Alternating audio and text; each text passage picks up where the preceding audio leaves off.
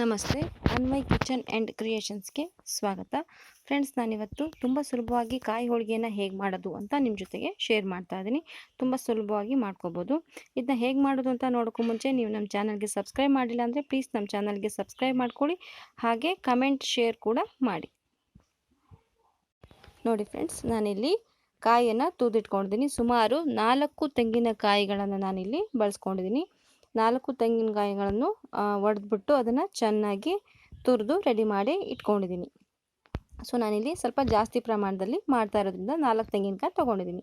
ಈ ತೆಂಗಿನಕಾಯಿನ ಒಂದು ಮಿಕ್ಸರ್ ಜಾರ್ಗೆ ಹಾಕ್ಕೊಂಡು ನಾವು ತರಿಯಾಗಿ ಪೇಸ್ಟ್ ಮಾಡ್ಕೋಬೇಕಾಗತ್ತೆ.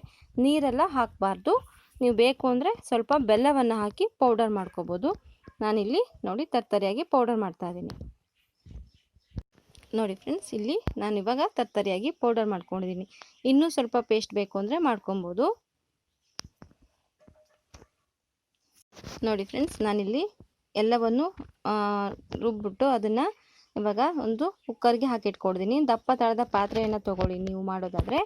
ಸೊ ನಾನಿಲ್ಲಿ ಕುಕ್ಕರ್ಗೆ ಹಾಕಿಟ್ಟಿದ್ದೀನಿ. ಅದಕ್ಕೆ ಸುಮಾರು ಒಂದು 2.5 ಕಪ್ ಆಗುವಷ್ಟು ಬೆಲ್ಲವನ್ನು ಹಾಕ್ತಾಯಿದ್ದೀನಿ. ನಾನಿಲ್ಲಿ ಮುದ್ದೆ ಬೆಲ್ಲ ಅಥವಾ ಡಬ್ಬದ ಬೆಲ್ಲ ಅಂತ ಏನು ಹೇಳ್ತೀವಿ ಅದನ್ನ ಬಳಸ್ತಾ ಇರೋದ್ರಿಂದ ಅದು ಸ್ವೀಟ್ ಜಾಸ್ತಿ ಇರುತ್ತೆ. ಅದಕ್ಕೋಸ್ಕರ ಒಂದು 2.5 ಕಪ್ ಹಾಕ್ತಾಯಿದ್ದೀನಿ. ನೀವು ಉಂಡೆ ಬೆಲ್ಲ ಹಾಕೋದಾದರೆ ಸ್ವಲ್ಪ ನೋಡಿಬಿಟ್ಟು ಹಾಕ್ಕೊಳ್ಳಿ. ಒಂದು 3 ಕಪ್ ಬೇಕಾಗುತ್ತೆ. ನೋಡಿ, ಇದನ್ನ ಹಾಕ್ಕೊತಾ ಇದ್ದೀನಿ. ಇವಾಗ ಇದನ್ನ ಚೆನ್ನಾಗಿ ಮಿಕ್ಸ್ ಮಾಡಬೇಕು. ನೋಡಿ ಫ್ರೆಂಡ್ಸ್, ಇವಾಗ ಇದಕ್ಕೆ ನಾನು 1/4 ಚಮಚ ಆಗೋಷ್ಟು ಉಪ್ಪನ್ನು ಹಾಕ್ತಾಯಿದ್ದೀನಿ. ನಂತರ ಇದಕ್ಕೆ ಒಂದು ಚಿಟಿಕೆ ಏಲಕ್ಕಿ ಪೌಡರನ್ನು ಕೂಡ ಸೇರಿಸ್ಕೊತಾ ಇದ್ದೀನಿ. ನೋಡಿ ಫ್ರೆಂಡ್ಸ್, ಇವಾಗ ಎಲ್ಲವನ್ನು ನಾನೀಗ ಒಲೆ ಮೇಲೆ ಇಟ್ಬಿಟ್ಟು ಚೆನ್ನಾಗಿ ಮಿಕ್ಸ್ ಮಾಡ್ಕೊತಾ ಇದ್ದೀನಿ. ನಾವು ಹಾಕಿದಂಥ ಬೆಲ್ಲ ಮತ್ತು ಕಾಯಿ, ಏಲಕ್ಕಿ, ಉಪ್ಪು ಎಲ್ಲವೂ ಕೂಡ ಚೆನ್ನಾಗಿ ಮಿಕ್ಸ್ ಆಗಬೇಕು. ಅಲ್ಲಿವರೆಗೂ ಚೆನ್ನಾಗಿ ನಾವು ಮಿಕ್ಸ್ ಮಾಡ್ಕೋಬೇಕು. ಈಗ ನಾವು ಹಾಕಿರೋಂಥ ಬೆಲ್ಲ ಏನಿದೆ ಅದು ನೀರಿನ ಅಂಶವನ್ನು ಬಿಟ್ಬಿಟ್ಟು ಚೆನ್ನಾಗಿ ಕುದಿಲಿಕ್ಕೆ ಸ್ಟಾರ್ಟ್ ಆಗುತ್ತೆ ಕಾಯಿ ಜೊತೆಗೆ. ಆನಂತರ ಅದು ಗಟ್ಟಿ ಆಗ್ತಾ ಬರುತ್ತೆ. ಸೊ ಇವಾಗ ನೋಡಿ, ತಳ ಹಿಡಿದೇ ಇರೋ ಹಾಗೆ ಚೆನ್ನಾಗಿ ಮಿಕ್ಸ್ ಮಾಡ್ಕೋಬೇಕು. ನೋಡಿ, ಆಲ್ಮೋಸ್ಟ್ ಸ್ವಲ್ಪ ನೀರನ್ನು ಬಿಡ್ತಾ ಇದೆ. ಈಗ ಮತ್ತೆ ಚೆನ್ನಾಗಿ ಕೈಯಲ್ಲಿ ನಾವು ಮಿಕ್ಸ್ ಮಾಡ್ಕೊಳ್ಳೋಣ. ನೋಡಿ ಫ್ರೆಂಡ್ಸ್, ಚೆನ್ನಾಗಿ ನೀರು ಬಿಟ್ಕೊಳ್ತು ಕಾಣಿಸ್ತಾ ಇದೆ ಅಲ್ವಾ? ನೋಡಿ, ಹೀಗೆ ಚೆನ್ನಾಗಿ ಮಿಕ್ಸ್ ಮಾಡ್ಕೊಳ್ಳಿ.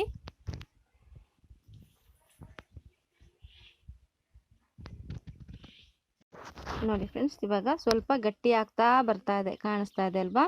ಕಲರ್ ಕೂಡ ಚೇಂಜ್ ಆಗಿದೆ. ಸೊ ಇವಾಗ ಇದನ್ನ ಚೆನ್ನಾಗಿ ಇನ್ನೊಮ್ಮೆ ಮಿಕ್ಸ್ ಮಾಡ್ಕೊಳ್ಳಿ. ಇದು ಆಗ್ತಾ ಇರೋ ಅಷ್ಟರಲ್ಲಿ ನಾವು ಒಂದು ಕಡೆ ಬಾಣಲಿಯನ್ನು ಬಿಸಿಗಿಟ್ಕೊಂಡು ಅದಕ್ಕೆ 1.5 ಕಪ್ ಆಗುವಷ್ಟು ಚಿರೋಟಿ ರವೆಯನ್ನು ಹಾಕೋಣ. ನಾನಿಲ್ಲಿ ಜಾಸ್ತಿ ತೆಂಗಿನಕಾಯಿ ಬಳಸಿರೋದ್ರಿಂದ 1.5 ಕಪ್ ಹಾಕ್ತಾ ಇದ್ದೀನಿ. ನೀವು ಹೇಗೆ ಕಾಯಿನ ಬಳಸ್ಕೊತೀರಾ ಆ ಪ್ರಮಾಣದಲ್ಲಿ ಚಿರೋಟಿ ರವೆಯನ್ನು ಬಳಸ್ಕೊಳ್ಳಿ. ಇದನ್ನಿವಾಗ ಸಣ್ಣ ಉರಿಯಲ್ಲಿ ನಾವು ಹುರ್ಕೋಬೇಕು. ಈ ಚಿರೋಟಿ ರವೆ ಹಾಕೋದ್ರಿಂದ ಹೋಳಿಗೆ ಎಷ್ಟೇ ದಿನ ಇಟ್ಟರೂ ಹಾಳಾಗೋದಿಲ್ಲ ಮತ್ತು ನಿಮಗೆ ಚೆನ್ನಾಗಿ ಗರ್ಗರಿಯಾಗಿ ಬರುತ್ತೆ. ನೋಡಿ, ಈ ರೀತಿ ಸಣ್ಣ ಉರಿಯಲ್ಲಿ ನಾವು ಇದನ್ನು ಸುಮಾರು ಒಂದು 5 ನಿಮಿಷ ರೋಸ್ಟ್ ಮಾಡಿಕೊಂಡ್ರೆ ಸಾಕಾಗತ್ತೆ. ಇದನ್ನ ಚೆನ್ನಾಗಿ ರೋಸ್ಟ್ ಮಾಡ್ಕೊಳ್ಳಿ. ನೋಡಿ, ಕಾಣಿಸ್ತಾ ಇದೆ ಅಲ್ವಾ? ಇಷ್ಟಾದರೆ ಸಾಕು. ಇವಾಗ ಇದನ್ನು ಒಂದು ಕಡೆ ಪಕ್ಕಕ್ಕೆ ನಾವು ತೆಗೆದಿಟ್ಕೊಂಬಿಡೋಣ. ಈಗ ಮತ್ತೊಂದು ಕಡೆ ಇಲ್ಲಿ ನಾವು ನೋಡಿ, ಇಲ್ಲಿ ಇದು ಕೂಡ ಗಟ್ಟಿ ಆಗ್ತಾ ಬರ್ತಾ ಇದೆ. ಇದು ನೋಡಿ, ಈ ಥರ ಹದಕ್ಕೆ ಬಂದ ಮೇಲೆ ಸ್ವಲ್ಪ ಚೆನ್ನಾಗಿ ಕುದಿಬೇಕು, ಇಲ್ಲಾಂದರೆ ಹಾಳಾಗ್ಬಿಡುತ್ತೆ. ಇಷ್ಟು ಚೆನ್ನಾಗಿ ಕುದಿ ಬಂದ ಮೇಲೆ ನಾವು ಹುರಿದಿಟ್ಟಿದ್ದೀವಲ್ವ ಚಿರೋಟಿ ರವೆ, ಅದನ್ನು ಸೇರಿಸ್ಬಿಟ್ಟು ಚೆನ್ನಾಗಿ ಮಿಕ್ಸ್ ಮಾಡಬೇಕು. ಅಂದರೆ ಈ ಬೆಲ್ಲ ಮತ್ತು ಕಾಯಿ ಜೊತೆಗೆ ಅದು ಚೆನ್ನಾಗಿ ಮಿಕ್ಸ್ ಆಗಬೇಕು. ನೋಡಿ, ಈ ರೀತಿ. ಅದಕ್ಕೆ ನಾವು ರವೆ ಹಾಕಿದ್ದೀವಿ ಅಂತಲೇ ಗೊತ್ತಾಗಬಾರ್ದು, ಆ ರೀತಿ ಅದನ್ನು ಚೆನ್ನಾಗಿ ಮಿಕ್ಸ್ ಮಾಡ್ಕೋಬೇಕು. ಈ ಕಾಯಿ ಹೂರಣ ಏನಿದೆ ಅದು ಉಂಡೆ ಕಟ್ಟ ಅದಕ್ಕೆ ನಮಗೆ ಬರಬೇಕು. ಅಲ್ಲಿವರೆಗೂ ನಾವು ಇದನ್ನು ನೋಡಿ ಈ ರೀತಿ ಚೆನ್ನಾಗಿ ಮಿಕ್ಸ್ ಮಾಡಬೇಕು. ನೀವು ಸ್ವಲ್ಪ ಪ್ರಮಾಣದಲ್ಲಿ ಮಾಡ್ತಾ ಇದ್ದೀರಾ ಅಂದರೆ ಒಂದು 1/4 ಕಪ್ ಆಗೋಷ್ಟು ಚಿರೋಟಿ ರವೆ ಹಾಕಿದ್ರೆ ನಡೆಯುತ್ತೆ. ನಾನಿಲ್ಲಿ 4 ತೆಂಗಿನಕಾಯಿಗೆ 1.5 ಕಪ್ ಆಗೋಷ್ಟು ಚಿರೋಟಿ ರವೆಯನ್ನು ಬಳಸ್ಕೊಂಡಿದ್ದೀನಿ.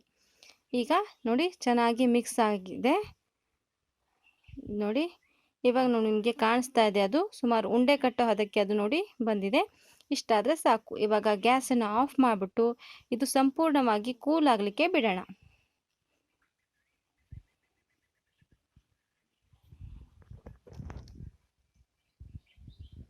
ನೋಡಿ ಫ್ರೆಂಡ್ಸ್, ನಮ್ಮ ಹೂರಣ ಕೂಲ್ ಆಗುವಷ್ಟರಲ್ಲಿ ನಾವಿಲ್ಲಿ ಕಣ್ಕವನ್ನು ಕಲಿಸ್ಕೊಳ್ಳೋಣ. ಒಂದು ಬೌಲನ್ನು ತಗೊಂಡು ಅದಕ್ಕೆ ಉಪ್ಪು ಹಾಕ್ತಾ ಇದ್ದೀನಿ. ನಂತರ ಅರಿಶಿಣ ಪೌಡರ್ ಹಾಕ್ತಾ ಇದ್ದೀನಿ. ಅರಿಶಿಣ ಪೌಡ್ರು ಆಪ್ಷನಲ್ಲು. ಕಲರ್ ಚೆನ್ನಾಗಿ ಬರುತ್ತೆ ಅಂತ ಹಾಕ್ತಾ ಇದ್ದೀನಿ. ನಂತರ 2ರಿಂದ 3 ಚಮಚ ಆಗುವಷ್ಟು ಎಣ್ಣೆಯನ್ನು ಹಾಕ್ತಾ ಇದ್ದೀನಿ. ಆನಂತರ ಇದಕ್ಕೆ ನಾನು ಸ್ವಲ್ಪ ನೀರನ್ನು ಹಾಕ್ಕೊತಾ ಇದ್ದೀನಿ. ಸ್ವಲ್ಪ ಹಾಕ್ಕೊತಾ ಇದ್ದೀನಿ. ಆನಂತರ ಬೇಕು ಅಂದರೆ ಮತ್ತೆ ಹಾಕ್ಕೊಳ್ಬಹುದು. ಸುಮಾರು ಒಂದು ಅರ್ಧ ಕಪ್ ಆಗುವಷ್ಟು ನೀರನ್ನು ಹಾಕ್ಕೊಂಡು ಚೆನ್ನಾಗಿ ಮಿಕ್ಸ್ ಮಾಡ್ತಾ ಇದ್ದೀನಿ. ಇವಾಗ ಇದಕ್ಕೆ ನಾನು ಚೆನ್ನಾಗಿ ಮಿಕ್ಸ್ ಮಾಡ್ಕೊಂಡಾದಮೇಲೆ ನಾನಿಲ್ಲಿ ರವೆಯನ್ನು ಹಾಕ್ತಾ ಇದ್ದೀನಿ. ಇದಕ್ಕೂ ಕೂಡ ನಾನಿಲ್ಲಿ ಚಿರೋಟಿ ರವೆಯನ್ನು ಹಾಕ್ತಾ ಇದ್ದೀನಿ. ನೋಡಿ ಫ್ರೆಂಡ್ಸ್, 2 ಕಪ್ ಚಿರೋಟಿ ರವೆ ಮತ್ತು 1 ಕಪ್ ಗೋಧಿ ಹಿಟ್ಟನ್ನು ಹಾಕ್ತಾ ಇದ್ದೀನಿ. ನೀವು ಗೋಧಿ ಹಿಟ್ಟು ಹಾಕೋ ಜಾಗದಲ್ಲಿ ಮೈದಾ ಹಿಟ್ಟು ಕೂಡ ಹಾಕೋಬೋದು. ಇವಾಗ ಹಾಕಿ ಚೆನ್ನಾಗಿ ಮಿಕ್ಸ್ ಮಾಡ್ತಾ ಇದ್ದೀನಿ. ಈ ರೀತಿ ಗೋಧಿ ಹಿಟ್ಟು ಅಥವಾ ಮೈದಾ ಹಿಟ್ಟು ಬಳಸೋದ್ರಿಂದ ತುಂಬ ಚೆನ್ನಾಗಿ ಆಗುತ್ತೆ ಹೋಳಿಗೆ. ಅದಕ್ಕೋಸ್ಕರ ನಾನಿಲ್ಲಿ ಬಳಸ್ತಾ ಇದ್ದೀನಿ. ನೋಡಿ, ಸ್ವಲ್ಪ ನೀರು ಹಾಕ್ಕೊಂಡು ಚೆನ್ನಾಗಿ ಕಲಿಸ್ಕೋಬೇಕು. ನೋಡಿ, ಈ ಥರ ಹದಕ್ಕೆ ಬಂದ ಮೇಲೆ ಇದಕ್ಕೆ ಸ್ವಲ್ಪ ಎಣ್ಣೆಯನ್ನು ಹಾಕ್ಕೊಳ್ಳೋಣ. ಎಣ್ಣೆಯನ್ನು ಹಾಕ್ಕೊಂಡು ಮತ್ತೊಮ್ಮೆ ನಾದಿ ಇದನ್ನು ಸುಮಾರು ಒಂದು ಅರ್ಧ ಗಂಟೆ ಅಥವಾ 1 ಗಂಟೆ ಕೂಡ ಬಿಟ್ಟರು ನಡೆಯುತ್ತೆ. ನಾನಿಲ್ಲಿ 1 ಗಂಟೆ ಇದನ್ನು ನೆನೆಯಲಿಕ್ಕೆ ಬಿಡ್ತಾ ಇದ್ದೀನಿ. ನೋಡಿ ಫ್ರೆಂಡ್ಸ್, ಹೂರಣ ತಣ್ಣಗಾಗಿದೆ. ಇವಾಗ ನಾನು ಇದನ್ನು ಉಂಡೆ ಮಾಡಿ ಇಟ್ಕೊಳ್ತಾ ಇದ್ದೀನಿ. ಎಲ್ಲ ಉಂಡೆಗಳನ್ನು ರೆಡಿ ಮಾಡಿ ಇಟ್ಕೊತಾ ಇದ್ದೀನಿ. ಇವಾಗ ನಾವು ಕಣ್ಕ ಮಾಡ್ಕೋಬೇಕು. ಒಂದು ಬಾಳೆ ಎಲೆಗೆ ನಾನು ಎಣ್ಣೆಯನ್ನು ಸ್ಪ್ರೆಡ್ ಮಾಡಿ ಇಟ್ಕೊತಾ ಇದ್ದೀನಿ. ಇದು ಇವಾಗ 1 ಗಂಟೆ ಆಗಿದೆ.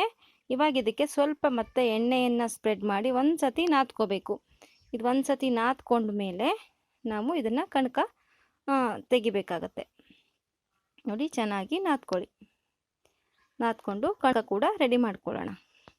ನೋಡಿ, ಈ ರೀತಿ ನಿಮಗೆ ಹೋಳಿಗೆ ಯಾವ ಸೈಜ್ಗೆ ಬೇಕು ನೋಡಿಕೊಂಡು ಆ ಸೈಜ್ಗೆ ಕಣ್ಕ ಮತ್ತು ಹೂರಣದ ಉಂಡೆಯನ್ನು ಮಾಡ್ಕೋಬೇಕು. ನೋಡಿ, ರೆಡಿ ಮಾಡಿ ಇಡ್ತಾ ಇದ್ದೀನಿ.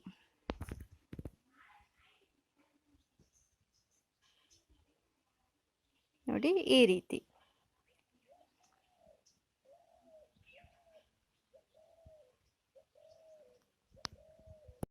ನೋಡಿ ಫ್ರೆಂಡ್ಸ್, ಇಲ್ಲಿ ಹೂರಣ ಮತ್ತು ಕಣ್ಕ ಎರಡೂ ಕೂಡ ರೆಡಿಯಾಗಿದೆ. ಇವಾಗ ಒಂದು ಕಣ್ಕವನ್ನು ತಗೊಂಡು ಕೈಗೆ ಸ್ವಲ್ಪ ಎಣ್ಣೆಯನ್ನು ಸ್ಪ್ರೆಡ್ ಮಾಡ್ಕೊಳ್ಳಿ.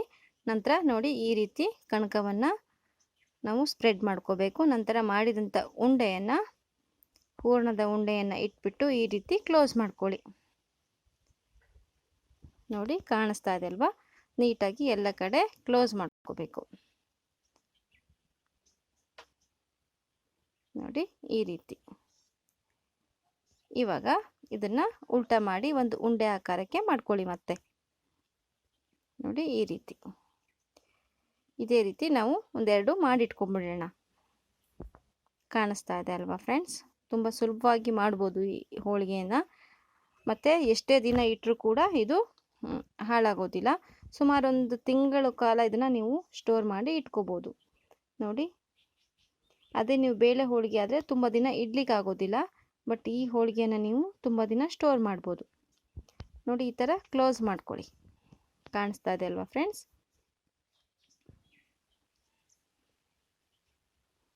ಈ ಥರ ಮಾಡಿ ಇಟ್ಕೊಂಡ್ಬಿಟ್ರೆ ನಿಮಗೆ ಈಸಿಯಾಗಿ ಬೇಗ ಲಟ್ಟಿಸ್ಕೋಬೋದು.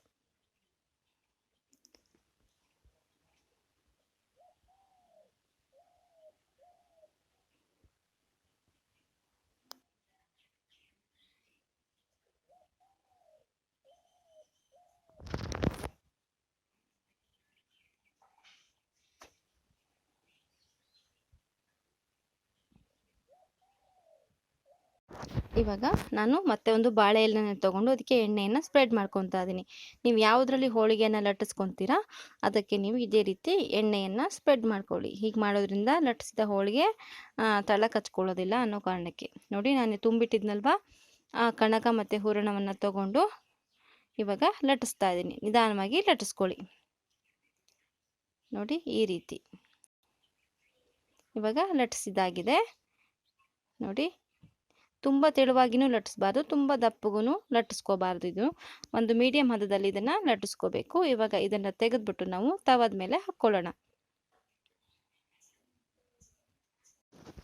ನೋಡಿ ಫ್ರೆಂಡ್ಸ್, ತವ ಚೆನ್ನಾಗಿ ಕಾದಿದೆ. ಇದಕ್ಕೆ ನಾನು ಸ್ವಲ್ಪ ಎಣ್ಣೆಯನ್ನು ಕೂಡ ಸ್ಪ್ರೆಡ್ ಮಾಡಿ ಇಟ್ಕೊಂಡಿದ್ದೀನಿ. ಇವಾಗ ಲಟ್ಟಿಸಿದಂಥ ಹೋಳಿಗೆಯನ್ನು ಈ ತವದ ಮೇಲೆ ಹಾಕ್ಕೊಳ್ಳೋಣ. 2 ಕಡೆ ಚೆನ್ನಾಗಿ ಬೇಯಿಸ್ಕೋಬೇಕು. ಮತ್ತೆ ಮೇಲ್ಗಡೆಯಿಂದ ಎಣ್ಣೆ ಹಾಕೋ ಅವಶ್ಯಕತೆ ಇರೋದಿಲ್ಲ. ನೋಡಿ, ಈ ಥರ ಆದ ತಕ್ಷಣ ಉಲ್ಟಾ ಮಾಡ್ಕೊಳ್ಳೋಣ.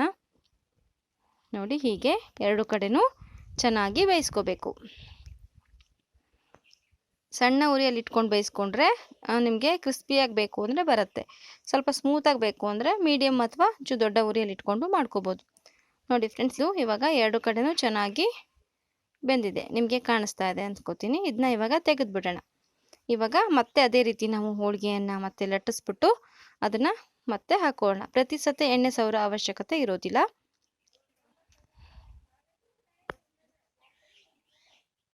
ನೋಡಿ ಫ್ರೆಂಡ್ಸ್, ಇವಾಗ ನಮ್ಮ ಬಿಸಿ ಬಿಸಿ ಹೋಳಿಗೆ ತಿನ್ನೋದಕ್ಕೆ ಸಿದ್ಧವಾಗಿದೆ.